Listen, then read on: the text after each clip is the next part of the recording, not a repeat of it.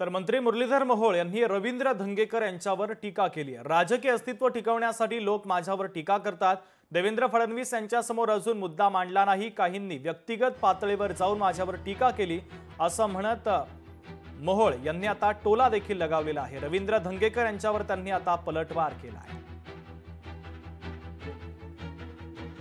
मी माझ्या जैन धर्मीयाच्या सर्व बांधवांचं मनापासून धन्यवाद व्यक्त करतो की राजकीय दृष्ट्या आरोप प्रत्यारोप खूप झाले। काही लोकांनी या विषयाचा आधार घेऊन व्यक्तिगत पातळीवर जाऊन टीका केली, पण माझ्या जैन बांधवांनी एकही दिवस एकदाही कधी माझं नाव या विषयात घेतलं नाही।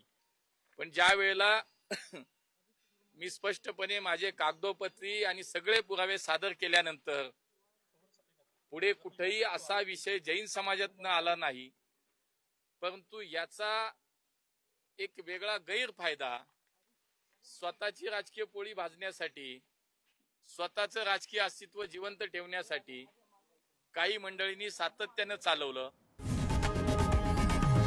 लोकशाही मराठी ऐका, पहा, जागरूक रहा।